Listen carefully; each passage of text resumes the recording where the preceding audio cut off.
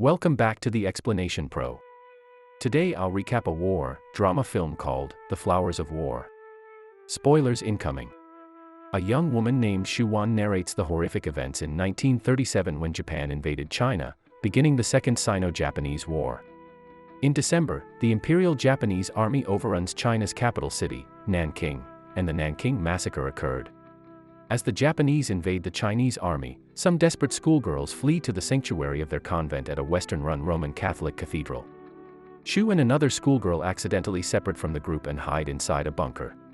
They watch as a soldier corners American mortician John Miller, who is in Nanking to bury the head priest of the cathedral. While being held at gunpoint, he raises a sign to prove his nationality. Luckily, a broken wall pins the soldier down, giving him a chance to hide with the girls. Realizing they speak English, he asks them for help to make it to the cathedral. Meanwhile, a flank of Chinese soldiers, led by Major Li, waits for the perfect opportunity to shoot dead the Japanese army chasing after another group of schoolgirls. They quell the invaders but see a backup unit intending to retaliate with a tank.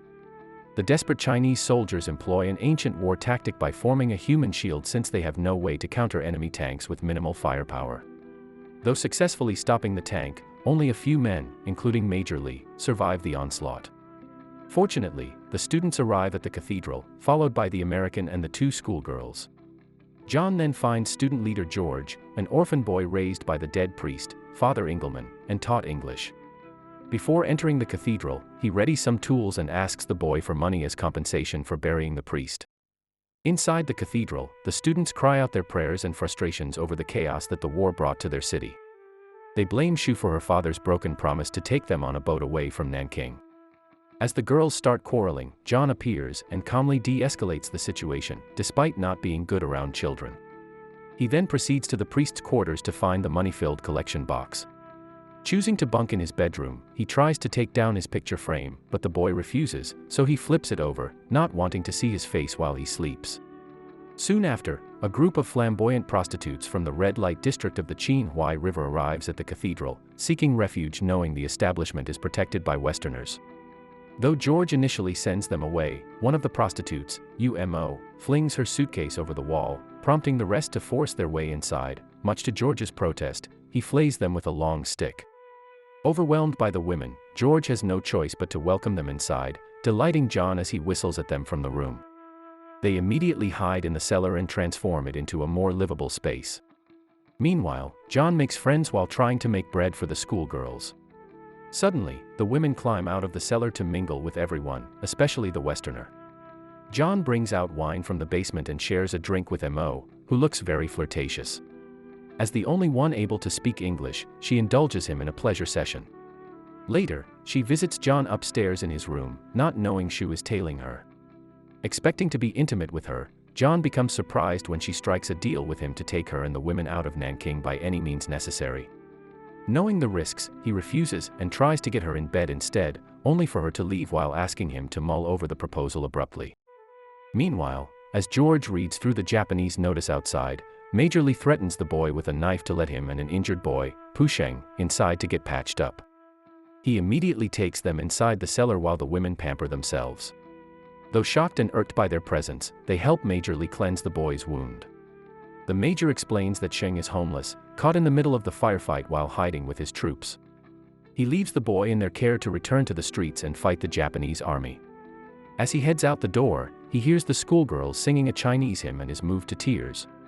Xu then sees him leave a shoe that belonged to one of her classmates caught in the explosion. Mo appears in the church as she apologizes to the Major for her colleague's rude behavior earlier. Suddenly, a wine bottle falls from above, revealing a drunk John dressed in a priest's outfit, aiming to get Mo's attention. Judging by his demeanor, the Major worries about how he could protect them from the Japanese invasion. John walks down toward the benches to entice Mo for sexual intimacy, only to be pulled away by Major Li before he leaves the cathedral to spend the night at an abandoned paper shop. Disgusted by his actions, the woman slaps John and walks out in a fury. The following morning, the schoolgirls quarrel with the women over bathroom privileges as they feel their filthy ways will defile it. While they scuffle, a bullet shoots through the window, straight to the schoolgirl's throat, killing her. Right after that, the Japanese army forces its way into the cathedral, making everyone scramble for safety back in the cellar, including John, who is awakened by the noise. While chaos erupts in the cathedral, Major Lee thinks quickly and plants explosives in the surrounding area.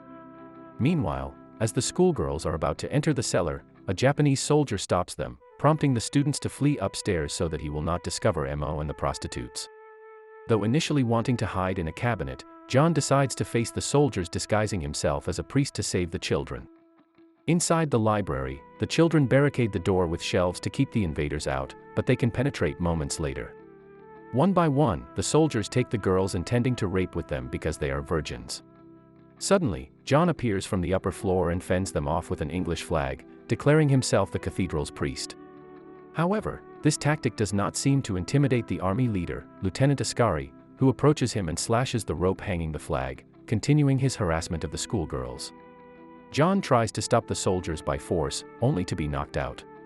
Outside, Major Lee hurries toward the cathedral, seeing the terrified girls struggle to break from their captors, with one of them dying from an accidental fall near John. He shoots some Japanese soldiers in the steeple, saving Shu while forcing the rest of the troops to flee and find him. John is devastated as he looks at the innocent girl's dead body and breaks down. Meanwhile, as the soldiers try to find the sniper, Major Lee ignites the bombs he scattered, setting a trap while also making it appear that multiple gunmen are surrounding the Japanese army. Lieutenant Ascari sees through the ruse and opens fire at the lone Chinese soldier hiding in a derelict building. They force out by throwing grenades on the upper floor. They immediately survey the area and find Major Lee taking one last look at them while pinned down. They shoot him, and he dies a hero by igniting the remaining bombs and killing the whole rogue troop. After the unfortunate incident, Japanese Colonel Hasegawa arrives with his unit and confronts John, thinking he is the head priest of the cathedral. Surprisingly, he apologizes on behalf of his rogue unit. He promises to protect the convent by placing guards outside the gate and offering rations. As a music enthusiast, he decides to play a Japanese folk song on the piano to inspire his troops. He then requests that the schoolgirls sing a chorale for him when he returns. After the Japanese army departs, John buries the two girls in the front yard while the students grieve. The prostitutes are filled with regret for the incident, so they apologize to the young girls. Meanwhile, John returns to his room as George tries to persuade him to continue protecting them, even though he is not a priest. The young boy lets him think it over as he flips the portrait of Father Engelman. As the night grows, Mo approaches John, commending him for his heroism despite his drunken behavior the previous night. She reminds him about the deal, hoping he will keep his charade long enough until the Japanese guards leave and they can escape with him. Meanwhile, one of the women, Do, takes a liking to the injured boy, Sheng, and plays her mandolin to soothe him. She moves in closer and secretly asks him to marry her when he gets better. She is heartbroken to find out the boy's parents are no longer alive, so she hugs him tight. The following day, John busies himself with fixing an abandoned truck in secret.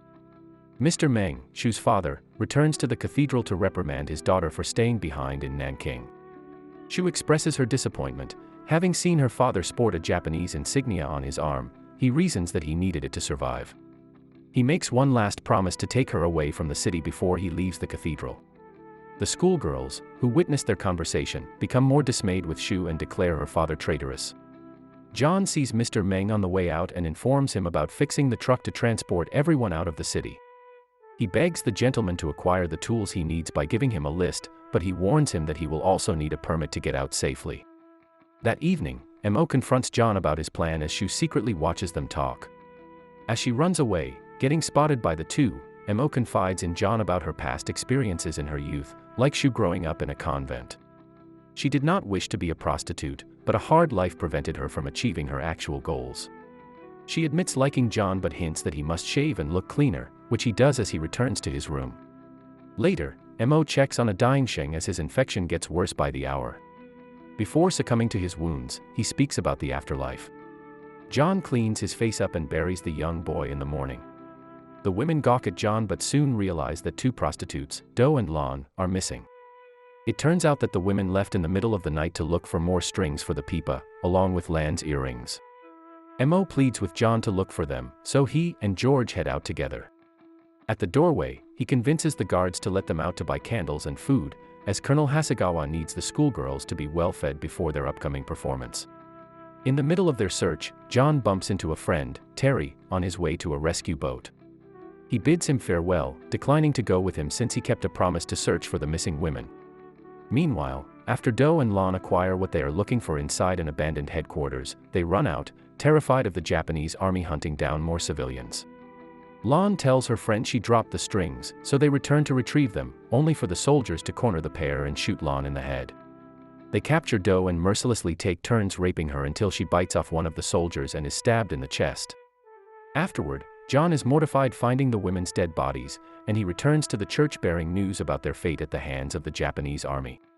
He gives Mo the strings to the pipa as everyone mourns the loss of their friends. Later at night, Mr. Meng secretly returns to provide John with the repair tools and the permit to pass through the checkpoint. He entrusts him to get everyone, including his daughter, away from the city to the west as the Japanese army's trust in him starts to wane. Several days later, the Japanese colonel returns to see the girls sing.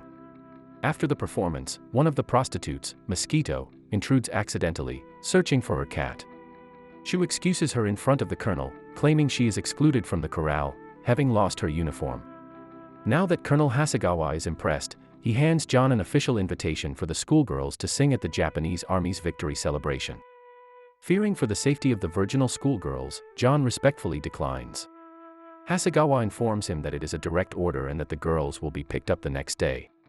Before they leave, Officer Kato counts the schoolgirls and erroneously includes one of the prostitutes, totaling 13. After they leave, Mosquito freaks out, not wanting to participate in their choir since she is not a student, but George reaffirms that she has been seen, therefore, has no choice but to play along. As she leaves furious, John comforts the girls, assuring them the Japanese officers will not harm them after they perform. Mo discusses this with John later on, knowing that by the end of it, they will indeed be taken advantage of by the Japanese. She intends to take the place of one of the girls since she had already been raped before by her stepfather at an early age. John dislikes the plan as he does not want to put her or the other women in any danger. Later, the schoolgirls convene, fearing they will suffer a terrible fate if they perform for the Japanese army.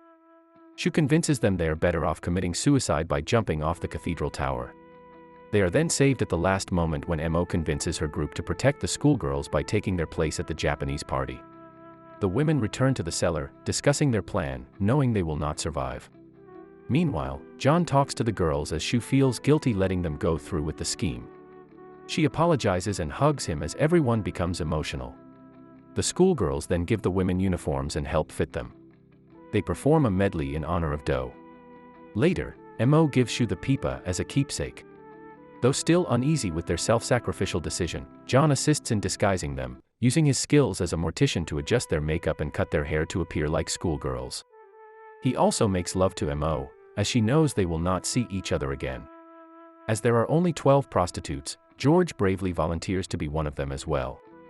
As he realizes the boy's sacrifice, John is in tears while styling him.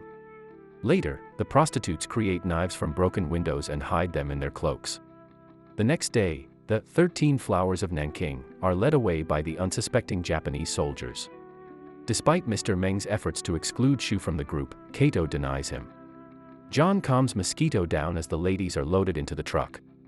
He and Mo look at each one last time before the curtain closes. After they depart, he shockingly finds Mr. Meng lying dead after getting shot by Kato. John hides the schoolgirls on the truck he repaired, and he drives them out of Nanking using a single-person permit provided by Mr. Meng. The vehicle makes it on a deserted highway heading west, away from the Japanese army.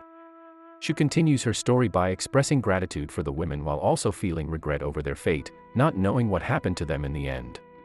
However, she believes they sacrificed themselves to the Japanese army for the schoolgirls' freedom. Thank you so much for watching. If you enjoyed this video, please hit the like button and also subscribe my channel for more videos like this. See you in the next video.